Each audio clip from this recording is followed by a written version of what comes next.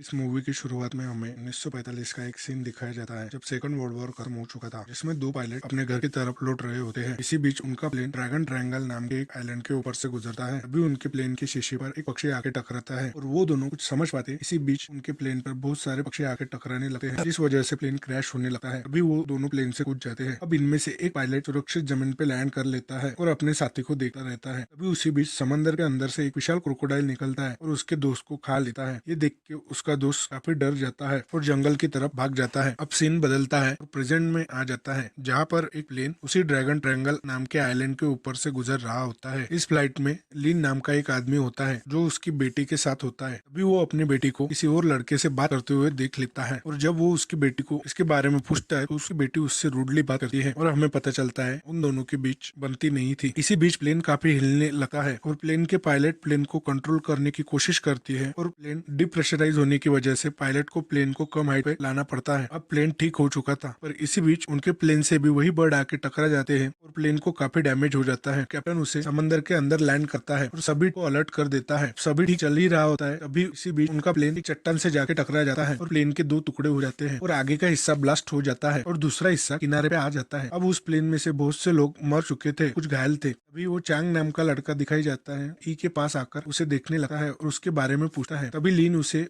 बात करने से मना कर देता है, जिस कारण ई नाराज हो जाती है। अब यहाँ सभी अपने फोन से मदद बुलाने की कोशिश करती है और उन्हें पता चलता है किसी के भी फोन में नेटवर्क नहीं आ रहा होता है, इसलिए सभी टेंशन में होते हैं। भी ज्यादा उनके पास पीने का पानी भी ज्यादा नहीं रहता है, इसलिए लीन और चांग जंगल में पानी की तलाश में जाते हैं। इसी बीच लिंग चांग से कहता है कि वो उसकी बेटी से दूर रहे। रास्ते में उन्हें बड़े से जानवर के पैरों के निशान दिखाई देते हैं पर वो उस पर ध्यान नहीं देते और इधर एक लड़का पानी में होता है और बाद में कोई चीज उसे पानी में खींच लेती है, लेकिन किसी का भी ध्यान उस पर नहीं जाता है। प्लेन क्रैश में ली नाम का एक आदमी और उसकी गर्भवती पत्नी भी होती है। ली जियान ई से बात करती है और उसे पता चलता है ई और लीन उसकी माँ की फ्यूनरल से वापस आ रहे थे। कुछ देर के बाद उन्हें एक हट दिखाई देती है। सीन चेंज होकर झोपड़ी में आता है। उन लोगों को उस झोपड़ी में कुछ हथियार और एक किताब मिलती है। ये किताब उस पायलट की होती है जिसे हम मूवी के शुरुआत में देखते हैं। इस किताब को पढ़कर उन्हें पता चलता है इस आइलैंड पे जायंट क्रोकोडाइल है। इस बात को जान के लीन अपनी बेटी के तरफ भागने लगा है। दूसरी तरफ चाओ नाम का पैसेंजर पाने के लिए एयर होस्टेस से लड़ता है। ली उसे बहस करने से रोकता है, तभी चाओ उसे मारने लगता है। उन दोनों को छुड़ाने के चक्कर में एक और आदमी पानी में गिर जाता है। तभी एक मगरमच्छ उस पर अटैक करता है और उसे खा लेता है। जब तक वो लोग कुछ समझ पाते तभी बहुत से मगरमच्छ किनारे पे आ जाते हैं और इन पे हमला कर देते हैं। उनसे बचने के लिए सभी जंगल की ओर भागते हैं। जब लीन वहाँ पहुँचता है तो उसे वहाँ कोई भी नहीं दिखता है। वो उन क्रोकोडाइल के पंजों को देखता है और समझ जाता है कि वो निशान जायंट क्रोकोडाइल के नहीं है। उसके बाद लीन अपनी बेटी को ढूंढने वापस जंगल की तरफ जाता है। यहाँ सभी लोग मगरमच्छ से भागकर जा रहे होते हैं, तभी एक एयर होस्टेस गिर जाती है और मगरमच्छ उसे खा जाता है। बाकी बच्चे लोग एक नदी के पास पहुंच जाते हैं। उन लोगों को ये जगह थोड़ी सेफ लगती है और वो वहाँ थोड़ा पानी पीने लगते हैं। तभी झाड़ियों में से कुछ आवाज आने लगती है। सब उस झाड़ियों की तरफ देखते हैं। तभी झाड़ियों में से लीन और चैंग और लू निकलते हैं। अब यहाँ एक लड़का अपने जख्म को साफ कर रहा होता है। जब भी हम देखते हैं कि उसकी चोट से निकलने वाला खून जिस जगह पर गिर रहा था वहाँ वो जायंट क्रोकोडाइल मौजूद था। अब वो क्रोकोडाइल उस खून की महक सूंघ लेता है और उठ जाता है। इतने बड़े क्रोकोडाइल को देखे वो सब बुरी तरह से डर जाते हैं। मगरमच्छ को देख उस लड़के के तो होश ही उड़ जाते हैं। जब तक वो लड़का कुछ कर पाता मगरमच्छ उसे खा जाता है। उसे देख सभी लोग डर के भागने लगते हैं। इसी बीच एक लड़की का पैर चट्टान में फंस जाता है और वो मगरमच्छ उसे भी खा लेता है। लीन भी उस मगरमच्छ से बाल बाल बच जाता है और अभी सभी जंगल के बीच भाग जाते हैं। आगे चलकर ये सभी लोग झोपड़ी के पास पहुंच जाते हैं और रात को यही रुकने का तय करते हैं। इस झोपड़ी में ई को एक ग्रेनेड और कुछ गोलियां मिलती है। अब लीन उस गोलियों की बारूद को अपने घाव के ऊपर डाल देता है और चैन लीन को कहने पर उस पर आग लगा देता है। इससे लीन को काफी दर्द होता है और उसका घाव भर जाता है। बाद में ये लोग रात को प्लेन से बचा हुआ खाना खाते हैं और बाद में खाने के बाद खाली डब्बों को कैंप के चारों तरफ लगा देते हैं ताकि मगरमच्छ आए तो इन्हें पता चल जाए। यहाँ लीन उसकी बेटी से पूछता है कि वो स्मोक करने लगी है। इस बात पर गुस्सा होकर चली जाती है। यहाँ लीन लू को बताता है कि मेरी बेटी मुझसे इसलिए नाराज है कि मैं उससे 5 साल बाद मिला हूँ। इसके बाद लीन और लू रात को पहरा देने लगते हैं। जब ही उनके ऊपर एक कंकाल गिर जाता है जो उस शुरुआत के पायलट का होता है। उसे देख के इन लोगों को ये पता चलता है उसे क्रोकोडाइल ने नहीं खाया था। अगले दिन लीन जंगल में खाना इकट्ठा करने जाता है। दूसरी तरफ एक लड़की फैंग और चाओ भी जंगल की तरफ निकल जाते हैं। फैंग अपने मोबाइल से जंगल की कुछ वीडियो निकाल रही होती है। तभी उसका पैर एक चिपचिपी चीज पर पड़ता है। वो उस चीज को छुड़ा कर में उसके पूरे शरीर में लग जाती है। अब हैंग उस लिक्विड को साफ करने के लिए पानी ढूंढने लगती है। यहाँ हमें पता चलता है कि वो लिक्विड एक बड़ी सी मकड़ी का है। वही जब ई और चैंग सोकर उठे हैं और झोपड़ी से बाहर निकलते हैं तभी उनकी नजर एक बड़ी मकड़ी पर पड़ती है और वो उनकी झोपड़ी के ऊपर सो रही होती है। ये सब बाकी लोगों को उठाते हैं और उन्हें भी ये बताते हैं। वे लोग भी इसे देखकर घबरा जाते हैं और यहाँ से तुरंत चलने को कहते हैं, लेकिन ई के डैड यहाँ वहाँ नहीं होने की वजह से वो उन्हें रुकने को कहती है, पर इन लोगों के पास अब ज्यादा समय नहीं था, इसलिए वो मकड़ी से बचते हुए झोपड़ी से बाहर निकलते हैं। तभी ये देखते हैं कि बाहर लू सो रहा था। उसे देखकर चैंग उसे उठाने जाता है, जब भी एक आदमी स्पाइडर से डरकर भागने लगता है और उससे बचने की जगह उससे टकरा जाता है। इससे मकड़ी की नींद खुलती है और वो उस आदमी को मार डालती है। ये देखकर वो सभी लोग चिल्लाने लगते हैं और भागने लगते हैं। दूसरी तरफ ली उनकी चिल्लाने की आवाज सुनकर उनकी तरफ भागता है। यहाँ बड़ी सी मकड़ी उन लोगों को घेर लेती है। अब लू एक पत्थर उठाकर उस मकड़ी के मुंह पर मार देता है, जिससे मकड़ी का ध्यान लू पर जाता है और वो मकड़ी उन लोगों को छोड़कर लू का पीछा करने लगती है। थोड़ी देर में वहाँ कई मकड़ियाँ आ जाती है, जिन्हें देखकर ये लोग यहाँ से भागने लगते हैं। ये सभी भागते हुए एक खाट के पास वाली झाड़ियों में जाकर छिप जाते हैं, लेकिन वो मकड़ी इन लोगों के बाहर निकलने की ही राह देख रही होती है। तभी लीन यहाँ आता है और उस मकड़ी का ध्यान अपनी तरफ खींचने की कोशिश करता है और वो उस मकड़ी को अपनी तरफ लगा के झोपड़ी के पास भाग जाता है और उन्हें चकमा दे देता है। यहाँ लू उसे मिल जाता है और वो दोनों उस झोपड़ी में छुप जाते हैं। तभी हम देखते हैं कि उस झोपड़ी पर विशाल मकड़ी पहले से ही मौजूद जाता है। तभी लीन उस मकड़ी के टेंटिकल को काट देता है, पर लू टेंटिकल की वजह से मर जाता है। अब वो स्पाइडर लीन के ऊपर भी हमला करने लगता है और लीन उससे अपनी जान बचा लेता है। इसके बाद मौका देखते ही वो एक ग्रेनेड से उस मकड़ी के ऊपर फेंक देता है और इससे स्पाइडर मर जाती है। और दूसरी ओर बाकी लोगों को एक जगह पर कई सारे फ्रूट पड़े मिलते हैं। उन्हें समझ में आ जाता है कि ये फ्रूट लीन ने ही रखे थे। सामने चलकर उनके आगे एक नदी पड़ती है। जियान और दो लोग नदी पार कर लेते हैं, लेकिन चैंग वो नदी पार करता। तभी वहाँ एक मगरमच्छ आता है और जैसे ही चैंग को खाने लगता है तभी लीन वहाँ आकर उसकी जान बचा लेता है। बाद में वो बड़ी चालाकी से उस मगरमच्छ को नदी में वापस भेज देता है। यहाँ पर ई को अपने पिता की इम्पोर्टेंस का पता चलता है और वो उन्हें गले लगा लेती है। वही फैंग और चाओ पानी की तरफ पहुंच जाते हैं। यहाँ फैंग उस लिक्विड को पानी से साफ कर रही होती है, जब भी पानी में कुछ गिरने की आवाज आती है, लेकिन वो दोनों उस आवाज की तरफ ध्यान नहीं देते। यहाँ पता चलता है कि वो आवाज उसी मगरमच्छ की थी। वो मगरमच्छ उनकी तरफ बढ़ता है और एकदम से फैंग का एक पैर दबोच लेता है। फैंग चाओ से मदद मांगती है, लेकिन चाओ उसे लात मारकर मगरमच्छ के पास भेज देता है और मगरमच्छ फैंग को मार डालता है। इधर लीन को वो क्रैश प्लेन मिल जाता है जो मूवी के शुरुआत में हमें दिखाया गया था। उसमें से उन्हें कुछ ऐसी चीजें मिलती है जिसे देखने के बाद वो समझ जाते हैं कि प्लेन का इस्तेमाल न्यूक्लियर वेपन ट्रांसफर करने के लिए किया जाता था और इसी रेडिएशन की वजह से यहाँ के मगरमच्छ और मकड़ियाँ इतनी बड़ी है। तभी उन्हें वहाँ एक पुराना रेडियो मिलता है जिससे चैंग ठीक करने लगता है। इसी प्लेन में लू को एक मशीन गन मिलती है। अब रेडियो ठीक करके ये लोग रेस्क्यू टीम से बात करने लगते हैं और उन्हें सभी घटना बताते हैं, जिसके बाद रेस्क्यू टीम इन्हें बचाने के लिए आने लगती है। यहाँ ये सबको बताती है कि रेस्क्यू टीम साउथ ईस्ट की तरफ किनारे पे मिलेंगी, इसलिए हमें वहाँ पहुँचना होगा। आगे जाके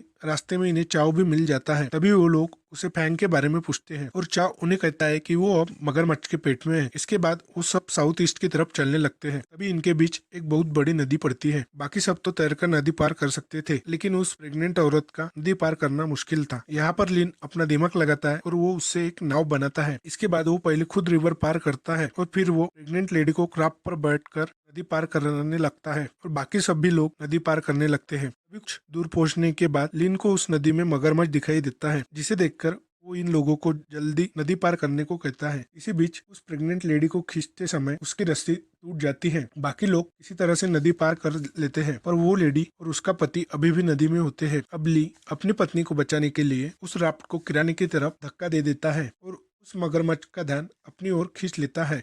वो मगरमच्छ ली को खा लेता है। अब जियान किनारे पे पहुंच जाती है, लेकिन वो मगरमच्छ दोबारा से इनकी तरफ हमला करने लगता है। तभी लीन उस पर मशीन गन से फायर करने लगता है, लेकिन मगरमच्छ पर गोलियों का कुछ असर ही नहीं होता है। तभी भागते हुए नीचे गिर जाता है, जिसे देखने के बाद ई उसकी मदद करने के लिए आगे आती है, लेकिन चाओ उसी को उस मगरमच्छ के सामने फेंक देता है और वो मगरमच्छ उस पर हमला करने ही वाला होता है। तभी लीन वहाँ आकर उस मगरमच्छ के ऊपर फिर से गोलियां चलाने लगता है। उस मौके को देखकर ई साइड हो जाती है। उस फायरिंग के दौरान एक गोली चाओ के पैर में लग जाती है, जिसकी वजह से वो दौड़ नहीं पाता और तभी उसे हार्ट अटैक भी आ जाता है, जिसकी वजह से वो नीचे गिर जाता है। अब वो मगरमच्छ चाओ की तरफ आता है और चाओ को खा जाता है। अब मगरमच्छ वहाँ से जाने लगता है। तभी ली की जैकेट उस मगरमच्छ के पूंछ में फंस जाता है और वो मगरमच्छ उसे अपने गुफा की तरफ ले जाता है। अब रात हो चुकी थी। लीन अपनी बेटी को बचाने के लिए उस मगरमच्छ के पंजों का पीछा करता है। उसके पंजों का पीछा करते हुए उसकी गुफा के पास पहुंच जाता है। इसके साथ वो प्रेग्नेंट लेडी और चैंग भी था। चैंग जियान को गुफा के बाहर ही बैठने को कहता है और लीन की मदद करने के लिए गुफा के अंदर चला जाता है। यहाँ लीन अपनी बेटी को ढूंढ रहा था। ये मगरमच्छ से बचने के लिए गुफा के अंदर ही छुपी थी, लेकिन जैसे ही वो अपने पिता की आवाज सुनती है वो उनके पास भागकर आ जाती है। तभी मगरमच्छ भी जाग जाता है और इनकी तरफ बढ़ने लगता है, जो देखकर लीन उस पर गोलियां चलाने लगता है और मगरमच्छ को अपने पीछे लगा देता है। वो चैंग को कहता है कि ई को यहाँ से लेके चला जाए। यहाँ लीन का प्लान था कि उस बचे हुए ग्रेनेड से वो मगरमच्छ को मार दे, लेकिन वो ग्रेनेड उससे कहीं गिर जाता है। इधर चैंग ई को जियान के पास छोड़ देता है और लिन की मदद करने के लिए चला जाता है। वही इधर लिन मगरमच्छ से बचते हुए एक छोटी जगह में घुस जाता है जहाँ मगरमच्छ नहीं घुस पाता है। लिन उस मगरमच्छ पर पूरी गोलियां चला देता है। अब लिन की गोलियां खत्म हो जाती है। अब चैंग भी गुफा में आ जाता है, जिसे देखकर लिन उसे कहता है तुम उस ग्रेनेड को ढूंढो।